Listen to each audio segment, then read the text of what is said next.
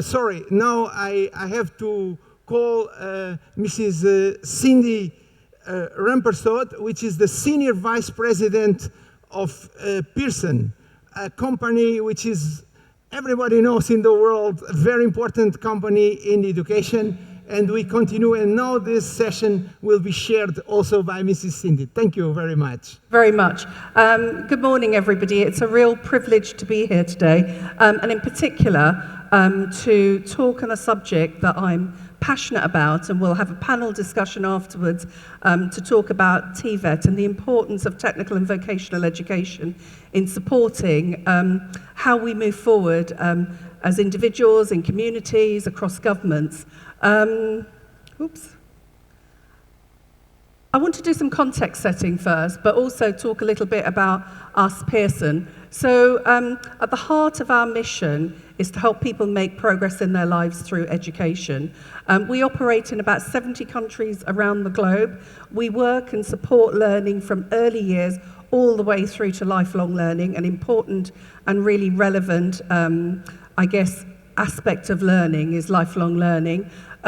We are about responding to social and economic change, and we're about driving change that is sustainable through education, supporting about 100 million learners. And it's interesting, the point on progression. But progression historically around education has been about progression to higher education, but increasingly is how do we challenge that to be about further education, to be about careers, to be about enterprise. In terms of TVET, the relevance for TVET, technical and vocational education, is really relevant, I think, more now than ever.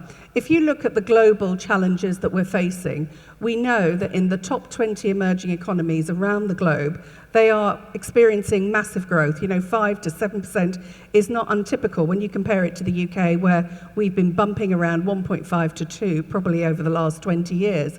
But with that, there is a huge increase in the number of young people. In Ghana alone, I think it's 33% of young people between the age of 15 to, I think it's 35.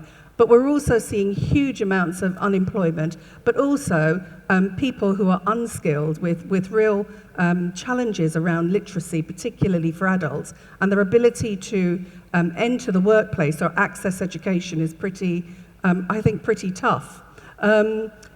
Increasingly, there is this stuff about lifelong learning, but also there's a real focus on enterprise and entrepreneurship.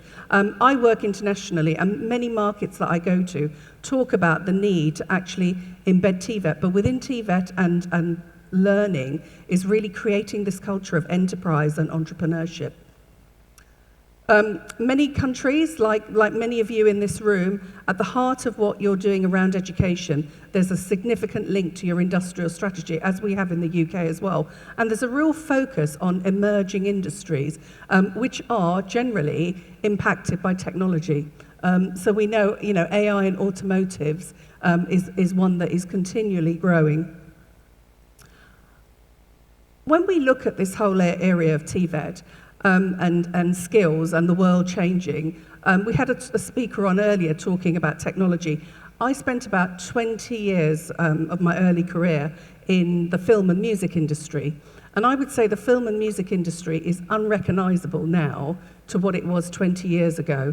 Cassettes and vinyl don't exist, but actually the job roles have changed completely. And much of that has been around technology. And technology, as we know, has impacted every aspect of our lives and working lives. And the rate of growth, I think most are predicting, is going to continue to increase. But with that comes an opportunity as well, because we also heard, I think an earlier speaker said that actually technology also offers an opportunity to create access. It can break down barriers, both geographical and financial barriers.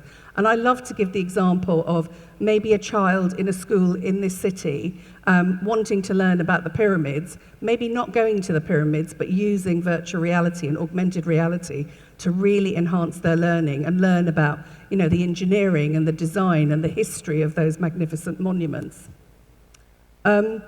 I think as we move forward, the role of TVET, it's about kind of looking at the traditional on the left of schools, colleges, universities, but increasingly the role of business, how we work with government, how we work with individuals as learners and sector bodies, and it's that collaboration to evolve what learning looks like. So I've used the example in the UK at the bottom left, which is in the UK, education is very much about regulations, it's about qualifications, it's about HE, higher education. But as we move forward, one of the things maybe that we'll be seeing is that need for more certification, more modular learning, it being more flexible, and actually throughout people's lives and careers. The first talker talked a lot about skills, and I think many education systems, and one of the challenges around TVET is what people perceive to be the gold standard in education. And invariably, it's been about academic education. And that's predominantly been about the accumulation of knowledge and being able to pass an exam.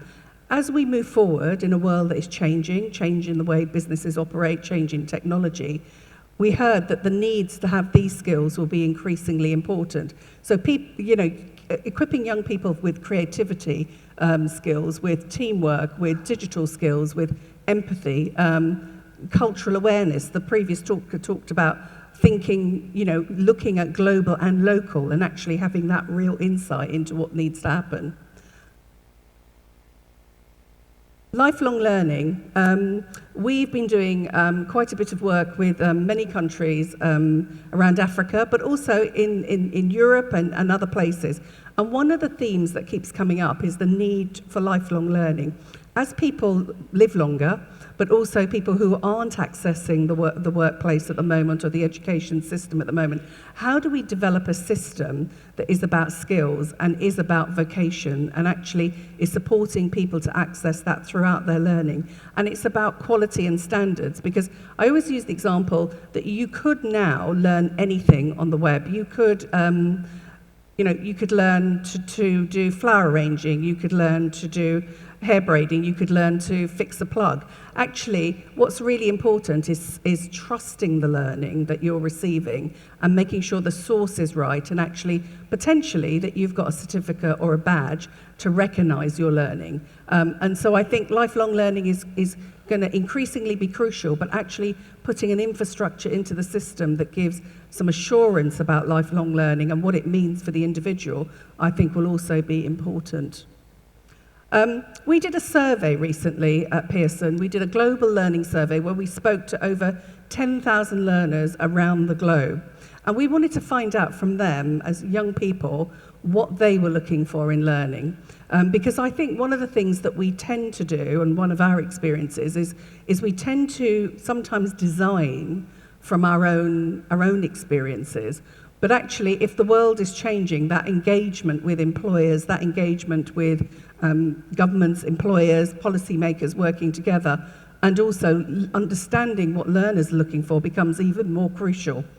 And what the learners said was, and young people said, was they're looking for more DIY learning. They're looking for stackable, modular learning that helps them move across careers and actually helps them have flexibility. They are looking for soft skills, and actually parents recognise the need for soft skills. It's one of the things that they said in a recent parent poll, that one of their biggest concerns was around their children not being able to get a job or be sustainable financially when they grow up. And they recognise that actually that's not just about the access to education, but it's also about those soft skills. And flexibility and choice, particularly for adults, and actually if we're looking to raise participation for girls in particular. So just kind of summing up for me in terms of where we are as an organisation and the things that we're talking about as being important to this discussion around the need for TVET, career-focused education, is actually recognising that we need to use technology more to really expand and, I guess, create access for learning. We really need to talk up the value of vocational. I was talking earlier in saying that if you in this room are a lawyer, a doctor, an accountant, an engineer, actually that's a vocation, that's valued. We need to value broader vocations and understand the value it makes to individuals, to communities, to our economies. And those soft skills are increasingly important. as is that culture for lifelong learning, and I think listening to what learners want. So I'm going to stop there. I just wanted to create the kind of context of the world of change that we're operating in, and also some of the research that we have done and what it's saying about learning, and in particular technical and vocational learning. What I'd like to do now is, it's a real honour to introduce our two panel members to join me on stage for a Q&A. Firstly, I'd like to introduce the Right Honourable Gifty to join us, the Member of Parliament for the North constituency of the Eastern region. I was really delighted to meet her earlier. She spent 20 years as a teacher, talked about her passion for being a biology teacher, and is so committed to the work of vocational education. And secondly, Dr. Hazel Amuah, who is the HR director for Diageo in Africa. Again, a real passion for vocational education, but also for talent in organizations. And she's written a really detailed thesis around the importance of culture and talent in driving businesses forward. Her work went across 22 countries. Please join me in welcoming our panelists. Thank you.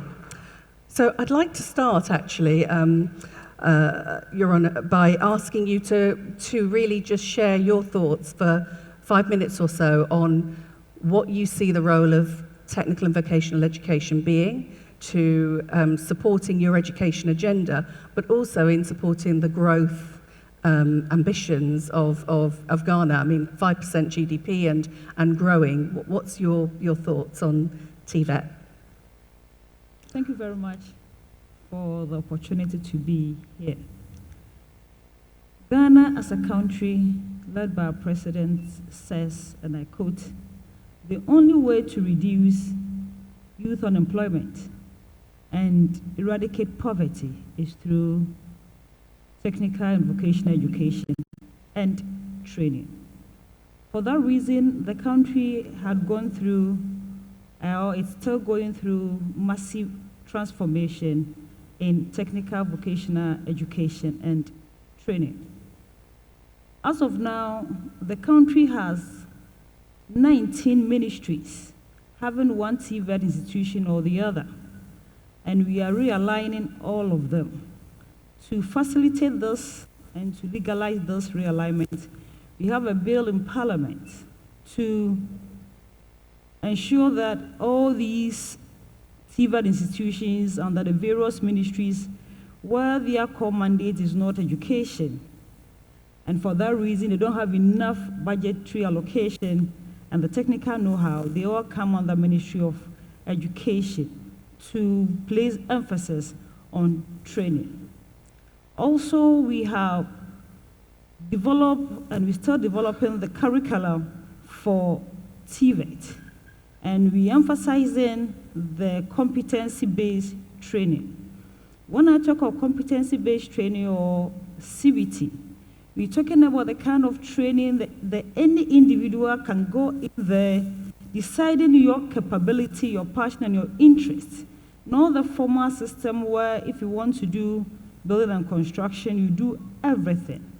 And for this, the system is such that we have completed 10 trade areas for the CBT, and we have 76 institutions with accreditation to train individuals on CBT.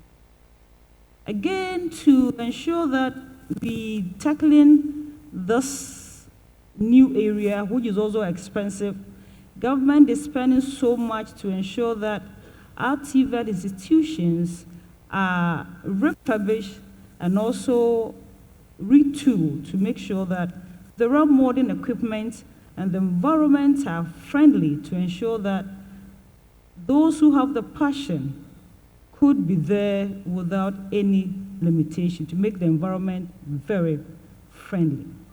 And to those, there are a number of partners who are assisting us to expand existing TVET institutions. We have the AVIC, we have the VAS of Australia, and you have the amateurs. They are all assisting us to expand the already existing TVET institutions. In addition to this, all procurement plans are far advanced to ensure that all the 16 regions have 2 state-of-the-art TVET institutions to ensure that TVET is in our vicinities, that we don't need to travel so much to get access to modern TVET centers to train our young ones as well as the old to be globally competitive. Also, we have introduced TVET clubs in our basic schools. Actually, in Ghana, the challenge we have is every parent wants the children who are academically good to pursue courses which are the grammar-based courses. And those who are not academically good, or we say those who are not very smart, go and do TVET. This perception is not helping us to get the cream of the crop, to produce TVET graduates who are really globally competitive.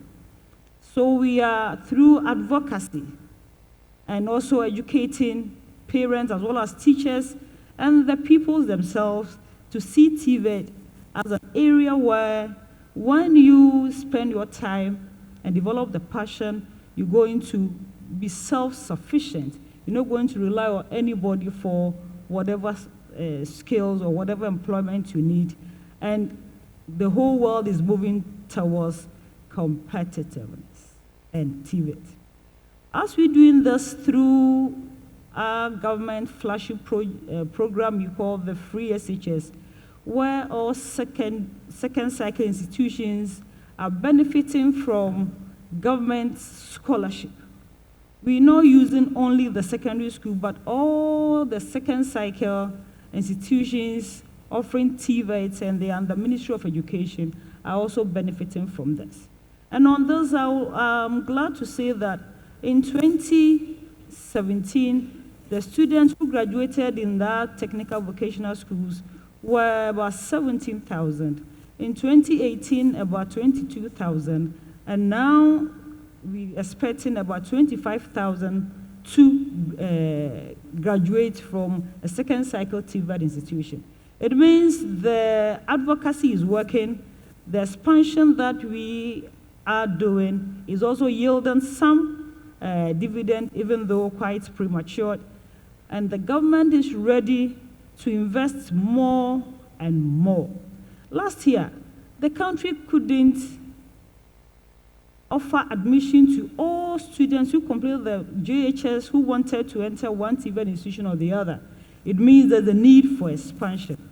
As we are expanding the traditional technical vocational schools, we've also acquired some funding facility, one, to expand all our national technical vocational institute we call the MVTI, and also with the bill, pre-tertiary bill that we have in Parliament, talking about the realignment of the 19 institutions, TVET Institute, we're going to have MVTI move from Ministry of Labor Relations into the Ministry of Education, where students who are going to be enrolled there will also benefit from the free second cycle education. And I think with this, the country is not just moving, not just running, but soaring into TVET, and you're going to make sure that TVET become very, very attractive. So I appeal to everybody here to be an advocate, to ensure that you talk TVET, you eat TVET, you wear TVET. And in reality, we eat TVET because who cooks for you? It is somebody who has offered technical vocational education in how to cook, how to get you your nutrients. We wear TVET. Whatever I'm wearing here was made by somebody who is a TVET graduate. Talking about my hair I'm wearing still with TVET. The vehicle brought in is TVET. So the arrangement in this room is TVET. So let all of us see TVET as a way of life, do the advocacy, and the grown-ups, pick one TVET skill and make yourself a humble apprentice to learn one trade or the other. And to facilitate this, we have not left labor and the Ghana Association of Ghana Industries behind. With the Council for TVET, we have Association of Ghana Industries as members on them. We've also established the sector skill bodies for a better collaboration so that they tell us the kind of skills they need. We train the students for them, and they partner us to make sure that internship is also well supervised to get graduates who are globally competitive. And for a large youth population in the country or on the continent, where they have declining populations, we're going to supply the world with world-skilled individuals. Thank you. Thank you. So, Dr. Amuah, I'm really interested to hear from you and your perspective as a business leader in terms of what you see for what some of the challenges are and the opportunities for growing your business, and how talent feeds into that in terms of young people coming into your business, but also how you upskill and how TVET and the kind of changing world is impacting that. Thanks so much. So I'm excited to be here, first of all, especially going around the room and realizing the kind of people we have in this room and the topics being discussed, especially from a digital perspective. The World Economic Forum every 5 years projects skills which are relevant for businesses and for being relevant and employable across the globe. In 2010, they came up with a list of 10 skills. There was nothing around digital. There was nothing around technology. 2015, same projection for 2020. There was no digital, there was no technology. And I began to wonder, if the World Economic Forum is projecting skills to make you relevant or for you to progress as a globe, then where does their research come from? If we look at the kind of talents that we source from our universities or our technical schools, you realize that technology is one that students are beginning to learn on their own. If we had a more intentional, spirited, and purposeful approach to it as is being showcased today, I'm sure we'll be way ahead of where we are today as a country and as businesses operating in Ghana as both local businesses and international businesses.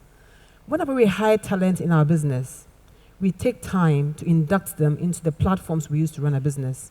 I currently work as a servant in Diageo. Diageo is a global giant making great products to celebrate life every day and everywhere. To be able to function well in Diageo, you need to have digital, you need to have technological skills, from the salesperson to everyone in the company. The person in the factory, whether it's skilled or unskilled labor, they need to understand how to use the machines. Machines are evolving when it comes to technology.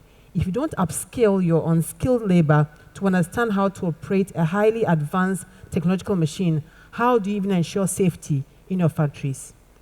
Beyond that, companies like Diageo run on systems like ERP. We currently have SAP and Workday in our company. If you don't have digital education, how do you operate in that? So it's very important to make sure that in sourcing for talent for our company, they are technologically proficient and they have pace and agility to evolve.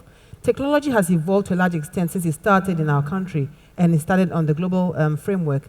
If you don't have pace and agility to be able to follow up on current trends, you'll be left out. So this is a skill that we look out for in terms of having people who are self-starters, who are curious, who are innovative, who apply these skills in running their areas of work. So today, for example, to sell a product, you don't just sell a product by just appearing in front of a customer. You have to have your tablet with data to drive your customer profiling, to be able to meet their needs, to be able to excite them with your product and take feedback on the go. If you don't have technology as a proficiency, how do you manage this? Thank you. Thank you. Thank you very much. I mean, on that, it leads to a really interesting, I want to clap here, a really interesting point about the role of teaching. And Minister, we were talking about this briefly beforehand, but how do we make sure that teachers are equipped and actually curriculum is evolving? Because actually the digital skills that you talk about aren't just when you enter the world of work. Actually, they're from early years. Some of those softer skills are from early years. So what is it that we should be thinking about in terms of how we train teachers, how we support teachers to be able to prepare young people and adults for kind of life and that world of work that's changing? Thank you very much. With teachers, previously in Ghana, the basic school teachers, their training was 3 years. And after 3 years, we find almost all teachers going for the various models, whether weekend school or sandwich. And we realized that that was promoting teacher absenteeism. So for now, there has been some reforms in the teacher education. One, to give them 4-year B.Ed in education to ensure that once the teacher leaves the College of Education, he wouldn't or she wouldn't have any headache of running weekend sandwich courses to upgrade himself or herself.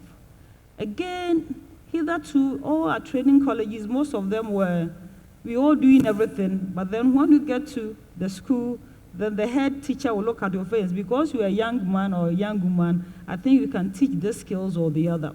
Now we have a specialization in the various colleges of education, and now we have declared one university as University for Skills and Entrepreneurship to ensure that teachers get the required skills to teach our young ones. And once the teacher is knowledgeable with passion, he or she will teach with passion, and the students will automatically pick the passion in the skill development that we want to do. In addition to this, our various workshops and labs are being equipped with modern material together with computers, with modern simulations to make sure that we don't need to get all the instruments or the equipment, which we know they are very expensive, but then with the use of technology, they could have access to all the modern equipment available as they use these softwares for training. And I think with these, teachers who see the area of TVET as being very motivating and modern. And once it's modern and it's welcoming, we find a lot of young people getting in there, and they're going to do that with precision and also with the passion that they need to transmit knowledge to the younger ones. Thank you very much. So, Dr. Amuah, I've got a question for you about entrepreneurship and enterprise, because an interesting, trend is that previously in 20 years, businesses typically employed, hundreds of thousands of people, but now they kind of work with a kind of ecosystem of businesses. And I always like using the Marvel films.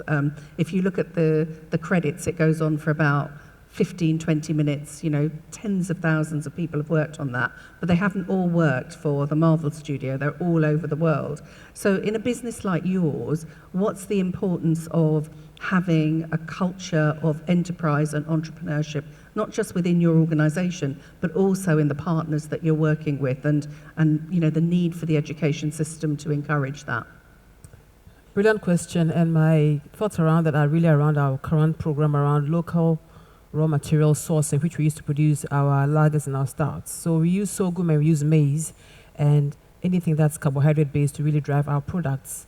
This clearly supports the 1D, 1F principle. It supports agriculture evolution in this country, where we can have people who are self-employed as entrepreneurs to produce good quality products for us to use as raw materials for our products. So in terms of enterprise thinking, our stakeholder engagement with farmers is critical, very important. And how do we ensure that our farmers are not just producing for the sake of producing, but are producing quality raw materials which are acceptable in terms of the quality standards for our end products to use for the consumers? Besides that, in terms of entrepreneurial skills in running their businesses, how do we also collaborate with them from a business viewpoint through CSR to help them to have smarter ways of working, to have ethical and compliance standards in a way that respects the legislation of this country and makes them work according to the global standards that we profess in Diageo? Okay, thank you very much. I've got one more question for both of you before I open it up to the audience, which is on this point about advocacy on the importance of technical and vocational education, and you were brilliant in your opening about it. But if you had to give advice to your younger self about career, about educational pathway, what advice would you give yourself, and what would be some of the considerations? So if I start with you first, Minister. Thank you very much. Talking about TVET, as I stated earlier on, is our way of life. So as adults, let's encourage younger ones to at least take one skill as a hobby. And all of us, let's develop a skill for ourselves. For the men, everybody has a way of tying his own tie, but then some do them better than others. It's a skill. And for the women, it's head to toe TVET. You develop the skill for one area or the other, such that even if you hire somebody and you know how to do it and you know what you want, you could always direct and you get the best of that. Also, let's all go out there as advocates. The way to the world's solution, especially Africa, where we have the youngest population, is through TVET. But hey, TVET is expensive. It is very, very expensive. But where there is a way, where there's a will, there is always the way. The government of the day has the will. And let all of us support in one way or the other to make TVET attractive. When you invest in TVET today in Africa, the same individuals you have trained, the next few years, because we have increasing population, the developed countries have a declining population. The workforce will come from Africa. And the workforce should be people who are globally, competitively skilled. And once they are, there wouldn't be too much laws on migration, because you know that the value of the individuals coming to your country are those who are going to help develop all the various technical areas, but not hitherto those who see them as going to increase your budgetary allocation. So everybody here, be an advocate for skill development in all areas of our lives. And when you do that, you're going to find the whole world, as you see it as a global village, more comfortable to live in. Thank you. Thank you. So what would your advice to your younger self be about career choices and educational pathways? My path would have been much more diverse and different from what it is today. I've gone through a classroom education to the point that I am today. If I had to advise my younger self, I'd do more TVET, because I think the balance of using both my hands and my brain in the way that will function and deliver on, making me more complete would be more wholesome. I'd be able to, for example, pursue an education in how to make clothing or do carpentry. I love furniture, I love wood. Every time I see furniture, or anytime I'm driving in town, I see any piece of wood done into a creative piece, I stop my car, I speak to the person who made it, because I'm curious about these things. I love architecture. And I've had a different way of, evolving my career.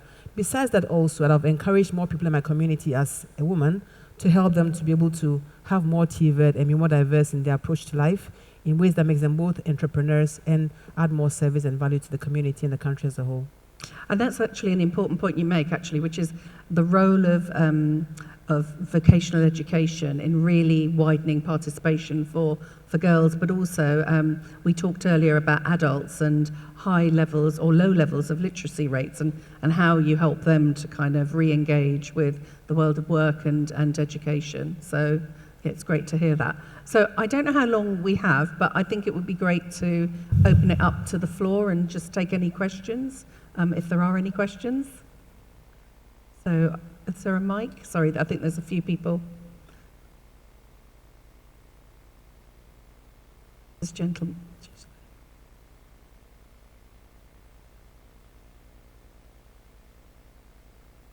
Thank you so much.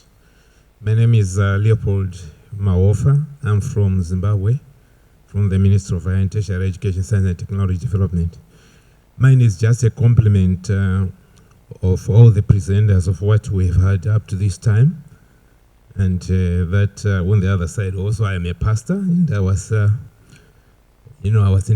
so excited to see that young man who was blind and thinking about opening his eyes. So I'm seeing Innovation in Africa as a platform to open, the side of our understanding. From Zimbabwe's perspective, I just want to share with you that it's so interesting, and I'm accompanying my minister here, who has got a passion for making sure that there are transformations in the education sector, which brings changes to the local communities through use of the TVET. To see practical examples on hand, I will not want to preempt what he will share with you. But so far, as he has come as the Minister of Higher and Tertiary Education, we have seen some transformations which are practical. You know, with applications from knowledge from universities, in terms of innovations, touching the industries of transport, ICTs, agriculture, energy, and many more, with practical examples which are happening right away. So I just want to compliment all of you that from the statement which were given by the Honorable Minister when he opened, that when we have the leadership support from above, then Africa, we can go ahead, we can take miles ahead. So with the leadership support, we'll go a long way. That's what I'm just sharing with you. Thank you so much for that. Thank you. This gentleman here, sorry.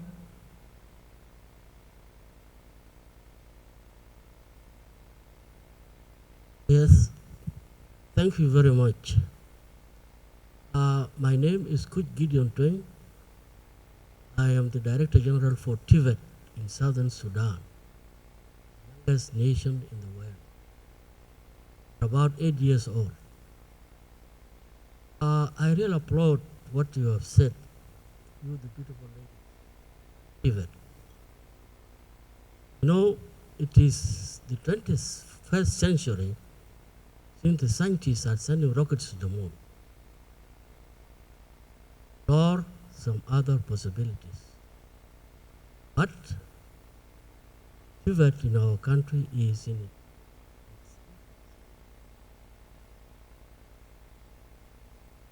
And TVET is considered as a second-class issue. People look down upon it. I would like to ask you, what can we do to change the mindset of our young people so that they like it? It's the engineer or the scientist who design, but the implementer is the skillful person, the artisan, the craftsman, the technician. So I think this is the high time Africa should eye TVET. Okay. Because these are the people who develop the country from the ground up. So please, what do we do to change the mindset of our people so that they like TVET? Thank you. Thank you. Can I, because I'd like to open it to the panel, but I would just also like to share a perspective on that, which is about the attitudes towards TVET. And I think more and more, it's maybe about understanding the opportunities it gives for progress. And if you look at many developed markets around the world, they have high levels of graduates. India and China have more graduates and masters than doctorates than probably anywhere else in the world, but actually they also have huge levels of underemployment and unemployment. So sometimes the approach around TVET is we need to embed it earlier and see the value that it can make for individuals, communities, and our economies, and the evidence around that.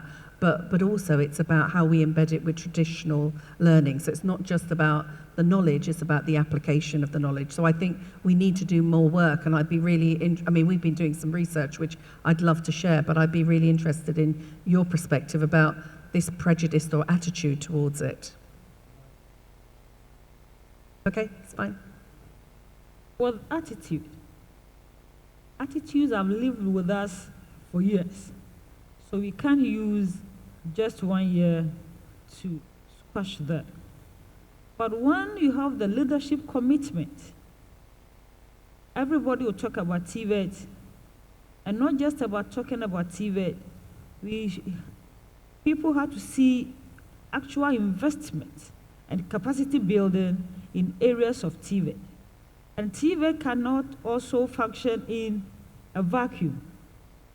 People should see the collaboration between the academia and that of industries. For the young ones and their parents to be assured that after completing one TVET institution or the other, you establish yourself and you have the clients, and you can also be employed by other industries. Once those ones are there as role models for people to see, and with commitment into TVET development, as I said earlier on, very expensive. So it's leadership, it's passion, and commitment. Together with advocacy, we shall be there. Thank you. Want to say something quickly? Sure. To add to that, I think the benefit of TVET and how to make it tangible, to be able to create that mindset shift, comes through when we see practically how people who have gone through TVET education are doing very well in our communities, in our country. For example, how do we even showcase them using advertisement of whatever they've done, visual, representations, videos, to just show how people have been through a very systematic and well-structured TVET education, and how they have been employed and self-employed to add value through revenue generation and all that. If you see somebody who has been through a TVET education, say to even be a seamstress or a tailor, and able to make clothing for others and employ others, its motivation is inspiring. So how do we communicate differently or change the narrative around TVET education to make it look as important as the regular education that we have in our country? For me, that's where I begin to see the real shift, because as a citizen, is what I see in terms of the practical deliverables that would make me convinced that, yes, TVET is the way to go. I, as a person, I'm already convinced, but I speak for the ordinary Ghanaian on the street, the ordinary African on the street. How do we begin to shift in our mindset when we see the change and the benefits it brings to our societies? Thank you. Thank you so much. Thank you to the brilliant panelists, and thank you to the audience for your participation and questions. Thank you so much. We did okay. Thank you, Honourable Deputy Minister, and thank you, Cindy, for that. Maybe my comment to His Excellency from South Sudan, take a look at Singapore, where TVET was a low status, and Singapore developed the Institute for Technical Education, and now young people value that as much as a higher education. So that's my only comment on that.